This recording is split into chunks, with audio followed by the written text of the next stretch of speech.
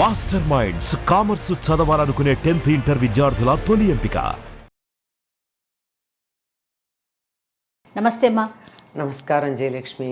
అమ్మా కొంతమంది అనుకుంటూ ఉంటారు, నేను చాలా మంచివాడిని, అన్నీ మంచి పనులే చేస్తా, ఎవ్వరికీ అన్యాయం చేయను, ఆ భగవంతుణ్ణి నిత్యం కొలుస్తూనే ఉంటా, అయినా కూడా కష్టాలు నాకే వస్తున్నాయి. ఎన్నో చెడ్డ పనులు పాపాలు చేసేవారు చక్కగా ఉన్నారు, ఇంత మంచిగా నేను ఉంటున్నాను కదా, నాకే ఎందుకు భగవంతుడు కష్టాలు ఇస్తున్నాడు, నాకే ఎందుకు ఇలా జరుగుతోంది అనే భావన చాలా మందిలో కనిపిస్తూ ఉంటుంది. అవునమ్మా కదా. నాకే అనే కాదమ్మా, ఇంకా ఒక అభిప్రాయం కూడా ఉంది. చెడ్డ పనులు చేసేవాళ్ళు హాయిగా సుఖంగా ఉన్నారు, మంచి పనులు చేసేటటువంటి వాళ్ళు కష్టపడుతున్నారు. ఎవరన్నా కాస్త కష్టపడితే కూడా ఇక్కడ మనం మనకి అన్వయం చేసేసుకుని కష్టపడుతున్నారు అని అనుకుంటాం. ఇది లోకంలో సహజంగా మనకు కనపడుతూ ఉన్నది. కారణం ఏమిటంటే ఎప్పుడైనా సరే చెడుకి ఆకర్షణ ఎక్కువ. ఈ చెడుకి ఆకర్షణ ఉండడం వల్ల చెడు వైపుకి ఆకర్షించబడడం, దానివల్ల తాత్కాలికమైనటువంటి ఫలితాలు పొందడం, వెంటనే ఫలితం వచ్చేసి ఆనందంగా ఉన్నట్టు కనపడడం జరుగుతుంది. ఓకే, కానీ తాత్కాలికం. చెప్పాను, తాత్కాలికం అంటే కొద్ది కాలం ఉండేటటువంటిది. కానీ మంచి వల్ల వచ్చేటటువంటిది ఏమిటంటే కలకాలం నిలిచి ఉండేది, శాశ్వతంగా ఉండేది. ఈ చిన్న తేడా చాలామంది అర్థం చేసుకోలేకపోతారు. ముఖ్యంగా ఈ కాలంలో, అందులోనూ మరీ యువతరానికి ఏమిటంటే అప్పటికప్పుడు ఫలితం కావాలి, ఇన్స్టెంట్ గ్రాటిఫికేషన్. పెద్దవాళ్ళ దగ్గర నుంచి, వాళ్ళ చిన్నతనం నుంచి పొందినవి అలాగే పొందారు, డబాయించి ఆ క్షణాన కావాలనుకుని. అట్లాగే ఇప్పుడు కూడా దేవుడి దగ్గర కూడా ఈ క్షణాన నాకు కావాలి, అంతే అంతే, రేపటిదాకా ఆగను నేను. వాడెవడో ఇవాళ సుఖపడుతున్నాడు అంటే వాడు ఎంతకాలం అవన్నీ అది ఆ సుఖం పొందడానికి ఎంత ప్రయత్నం చేశాడన్న సంగతి మర్చిపోతాం. అంటే ఆ ప్రెజెంటే కనిపిస్తుంది, అదే వాళ్ళ వెనకాల ఉన్న కష్టం కనిపించదు. ఐస్బర్గ్ అని మనకు ఒక మాట ఉంటుంది. అవును, ఎంత ఉంటుంది, ఇంతే ఉంటుంది పైకి, కానీ లోపల ఎంత ఉంటుంది. ఒక చెట్టు ఉంది, ఆ చెట్టు పైన ఎంత ఉందో వేళ్ళు అంత ఉంటాయి కదా, అదెవరికి కనిపించదు కదా, కనిపించదు. అంతేకాదండి, ఒక చెట్టుని కొట్టడానికి గంట పట్టింది అంటే గొడ్డలి పదును పెట్టుకోవడానికి 7 గంటలు పట్టిందన్న సంగతి మర్చిపోతారు ఎవరైనా. అబ్బా, 7 గంటలు గొడ్డలి పదును పెట్టుకుంటే గంటలో చెట్టును కొట్టావు. 7 గంటలు అసలు మనం లెక్కే పెట్టాం. ఒక సంగీత కళాకారుడు చాలా చక్కగా గంట కచేరీ చేశాడు అంటే ఆ గంట కచేరీ వెనకాల ఎన్ని సంవత్సరాల పరిశ్రమ ఉంది. ఓ డాక్టర్ దగ్గరికి వెడితే నాకు ఫలానా వ్యాధి ఉంది అదేదో అడుగుతారు, అడిగితే ఆయన ఏదో 5 నిమిషాలు చూస్తాడు, మందు రాసిస్తాడు, 500 అక్కడ పెట్టమంటాడు. ఒక గీత ఒక 4 అక్షరాలు రాయడానికి 500 తీసుకున్నాడు అనుకుంటాం, కానీ నువ్వు రాయలేవు కదా అది. నీకు ఏం మందు కావాలో గుర్తించి చెప్పడానికి అతను ఎన్నేళ్ళు శ్రమపడ్డాడు, ఎన్నేళ్ళు చదువుకున్నాడు. ఈ వెనకాల శ్రమ గుర్తించకుండా ఫలితాన్ని చూసి మాకు రాలేదనుకునే వాళ్ళు చాలామంది ఉంటారు. ఇది ఒక రకం. ఇది కాక అసలు నేను చాలా, మీరు ఇంకోటి అన్నది, నేను చాలా గొప్ప. నీ గొప్ప ఏంటి, నేను చాలా మంచి. ఇంకా చెప్పాలంటే ఏదో సినిమాలో చెప్తాడు, లెవెల్ అయిపోతుంది, అక్కడ వాడిని ఏదో చంపి ఇక్కడికి వచ్చి చీమను రక్షించాను, లెవెల్ అయిపోతుంది అంటాడు కదా. అవును, ఈ చీమను రక్షించడం గురించి ఆలోచిస్తున్నావు కానీ అక్కడ వాడు ఎవడో మనిషిని చంపిన దాని గురించి ఆలోచించట్లేదు కదా. అంచేత మనం నువ్వు చేసిన చిన్న చిన్న మంచి పనులని లెక్క పెట్టుకుని నేను చాలా గొప్ప మనిషిని అనుకుంటున్నావు, కానీ నువ్వు చేసినటువంటి చెడ్డ పనులు ఎన్నున్నాయి, అవి ఎందుకు ఆలోచించవు? మనిషికి వాటిని గురించి తలుచుకోవడానికి, గుర్తు చేసుకోవడానికి ఇష్టం ఉండదు. రిఫ్యూజల్ అంటారు సైకాలజీలో, అంటే they refuse to register that. నేను నిన్ను తిట్టానమ్మా ఏదో కారణంగా, నేను గుర్తుపెట్టుకోను, పొరపాటున కూడా నేను గుర్తుపెట్టుకోను, నేను తిట్టాను, అయిపోయింది. నేను నీకు ఇంత సహాయం చేస్తా, కలకాలం గుర్తుపెట్టుకుంటానే జయకి ఇంత సహాయం చేశాను. ఇది మానవ మనస్తత్వం. కానీ రాముడు లాంటి వాడు ఏం చేసేవాడు, ఇంత సహాయం ఎదుటివాళ్ళ నుంచి పొందితే కలకాలం గుర్తుపెట్టుకునేవాడు, తాను ఎవరికన్నా సహాయం చేస్తే మర్చిపోయేవాడు. అందుకే ఆయన రాముడు అయ్యాడు. అంటే ఉదాహరణకి పోలికకి చెప్పాను. మనం అంతలా ఉన్నామా అంటే ఉండే ప్రయత్నం చేయడంలో తప్పు లేదు కదా, లేము, కానీ ఉండే ప్రయత్నం చేస్తున్నానంటే అది చాలు, అంతకన్నా ఇంకొక అక్కర్లా. కనుక మనం చేసినటువంటి పొరపాట్లని, తప్పులని, లేక పాపాలని, ఇంకేదన్నా పదాలు, వీటిని మనం ఏమాత్రం లెక్క చెయ్యం. మనం చేసిన కాస్త మంచిని గుర్తు చేసుకుంటాం. రోజుకి 23.5 గంటలు నువ్వు చెడు ఆలోచనలు చేసి, చెడ్డ పనులు చేసి, ఒక అరగంట కూడా పూర్తిగా ఉండదు, 10 నిమిషాలు మొత్తం ఏర్పాట్లు అన్నీ కలిపి ఒక అరగంట దేవుడి దగ్గర కూర్చొని నేను పూజ చేశాను, రెగ్యులర్గా చేస్తానండి, అస్సలు మాననండి. అబ్బో నా భక్తి ఇట్లాంటిదా, అక్కడ దేవుడి దగ్గర దీపం పెట్టకుండా, దండం పెట్టుకోకుండా నేను మంచిళ్ళు కూడా తాగనండి నిద్రలేచి, ఇంట్లోంచి బయటకు అడుగు పెట్టడం వేరే మాట అని ఇంత కబుర్లు చెప్తారు. నువ్వు చేసే ఆ 10 నిమిషాలు కాక మిగిలిన 23 గంటల 50 నిమిషాలు నువ్వేం చేసావు? అది కూడా అవసరం కదా. అవునవును, అది అవసరం లేదా? నేను ఒక 10 నిమిషాలు గాలి పీలుస్తాను, మిగిలిన సమయం అంతా గాలి పీల్చను, మొత్తం అంతా నేను బతికుండాలంటే కుదురుతుందా? ఎట్లా అమ్మా, సాధ్యం కాదు కదా. కాదు కదా. అట్లాగే ఆ ఆలోచన విధానంలో ఒకటి చూసుకోవాలి. అది లేక తాను చేసిన 1-2 మంచి పనులు లెక్క పెట్టుకుని నా అంతటి మంచివాళ్ళు లేరు అనుకోవడం. అయినా దేవుడికి నువ్వు దండం పెట్టినంత మాత్రాన నువ్వు చేసిన పాపాలన్నీ ఆయన తుడిచిపారేయాలని నియమం ఏమన్నా ఉందా? ఆయన ఏమన్నా మాట ఇచ్చాడా? నువ్వు పాపం చేసిరా నేను నీకు వెంటనే మొత్తం పాపాలన్నీ పోగొడతాను ఏమన్నా రాసి ఇచ్చాడా? రాయలేదు కదా. కాకపోతే ఏం చేశాడంటే ఆయన అభయం ఇచ్చాడు. అభయం అంటే ఏంటి? నీకు భయం లేకుండా చూస్తాను. భయం లేకుండా చూస్తానంటే ఎవరినో చంపేసి వచ్చి నాకు జైలు శిక్ష పడకుండా చూడమంటే అది అభయం కాదు. అసలు నువ్వు చంపకుండా ఉండే మనస్తత్వం నీకు ఇస్తాను, ఎందుకు భయపడతావు?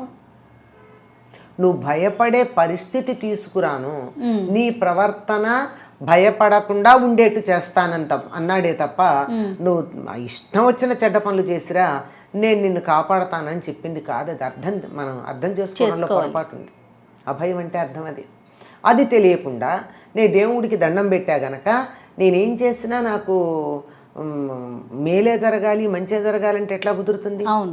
కనుక మనం చేసే పనులు ఒకటి బేరీజ్ వేసుకోవాలి.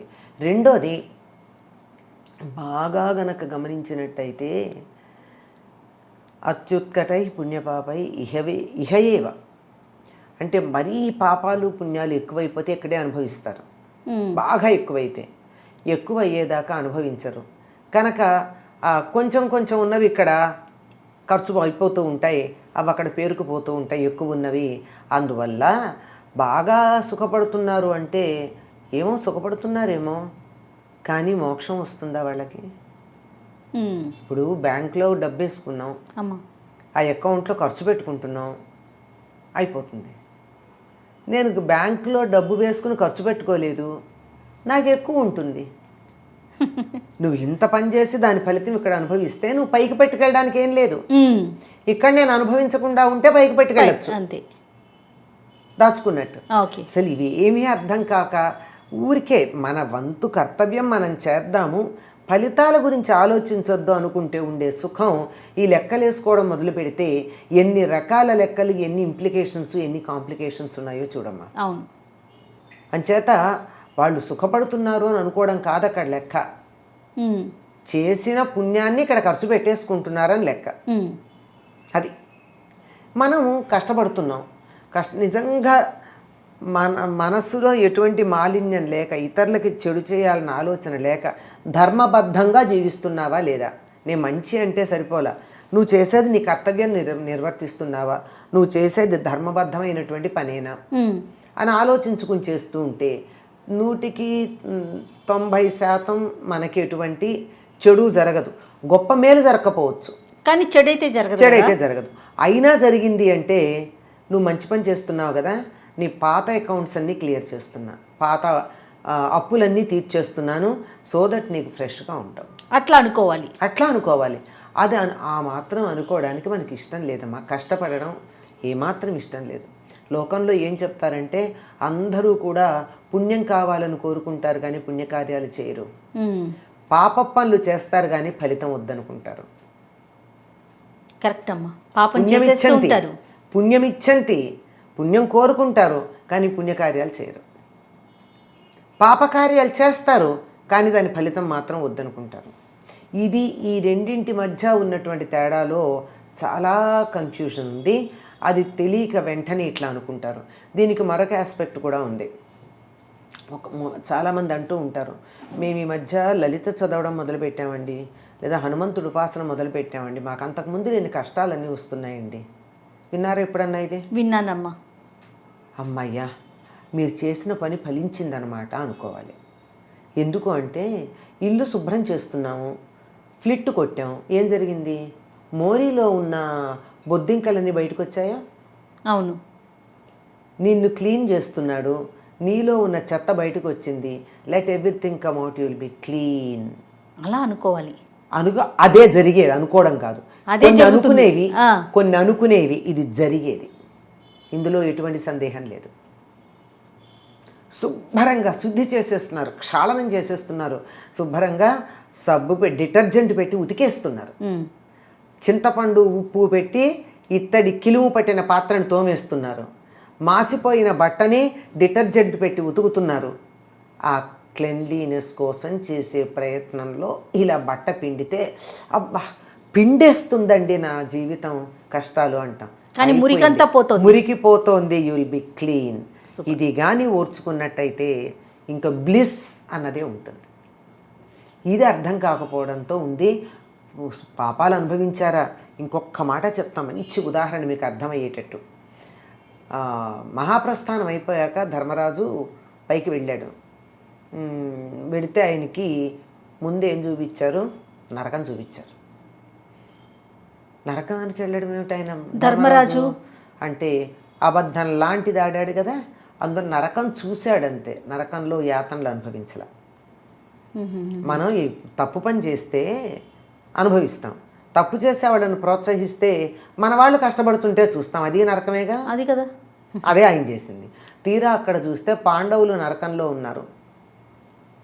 ఆ తర్వాత స్వర్గానికి తీసుకెళ్ళారు. స్వర్గానికి తీసుకెళ్తే దుర్యోధనుడు ఆయన తమ్ముళ్ళు అందరూ స్వర్గంలో ఉన్నారు. ఆశ్చర్యపోయాడు ధర్మరాజు, ఇదేమిటి ఇన్ని పాప పనులు చేసిన వాళ్ళు ఇక్కడున్నారేమిటి అని. నా తమ్ముళ్ళు మంచి పనులే చేశారు, కానీ నేనైతే కొంచెం చేశాను, వాళ్ళు కొంచెం ఎక్కువ చేస్తుంటారు, వీళ్ళు నరకంలో ఉండడం ఏమిటి అంటే ఏది తక్కువ ఉంటే అది ముందు అనుభవిస్తారట. ఓహో, వీళ్ళు తక్కువ పాపం కనుక టకటగా అనుభవించేసి వెళ్ళి స్వర్గంలో ఉంటారు. వాళ్ళు చేసిన మంచి పనులు తక్కువ, అందుకని స్వర్గం అనుభవిస్తారు, తర్వాత అనుభవించేసి వచ్చి నరకంలో పడతారు. అంటే నేను చెప్పింది చాలా డిఫరెంట్ యాంగిల్స్ చెప్పాను. అవునమ్మా, డైమెన్షన్స్ ఇవన్నీ క్రోడీకరించుకుంటే తప్ప మనకు అర్థం కాదు. ఎందుకు అనుకుంటాం? పూర్వజన్మలు, ఇప్పుడు జన్మలు, ఖర్చు అవటాలు, తప్పులు అయిపోవడాలు, వీటన్నిటిని మించి నేను పూజలు చేస్తున్నాను, నాకు ఫలితం రాలేదంటే అసలు ఎవడు చేయమన్నాడు నిన్ను? దండం పెట్టుకో, మనస్ఫూర్తిగా ఉండు. ఒకవేళ చదువుకుంటే స్తోత్రాలు చదివితే తప్పులు లేకుండా చదువు. తప్పులతో చదివితే ఏమవుతుంది? తప్పుడు ఫలితమే వస్తుంది. చదవకపోయినా పర్వాలేదు. నాకు ఫలితం కావాలి అని అడిగితే ఫలితం వస్తుంది. ఫలితం కావాలి అంటే ఫలితం ఎట్లా వస్తుందమ్మా? పాండమే రానప్పుడు. అమ్మ మరి ఇంతే, నాకు ఇంతే అంటే అమ్మ నీకు దండం అని చాలదా? అయ్యా నీకు దండం అని చాలదా? నువ్వు ఇవన్నీ చదవడం దేనికి? తప్పుడు ఉచ్చారణతో, అన్ని రకాలైనటువంటి దోషాలతో ఇవన్నీ చేసి నాకు ఫలితాలు రాలేవంటే ఎట్లా వస్తాయమ్మా? ఎన్ని కోణాల్లో ఆలోచించాలో ఒకటి వచ్చింది అంటే. అవును, అలాగేనమ్మా, చక్కటి వివరణ చెప్పారు. నమస్తే.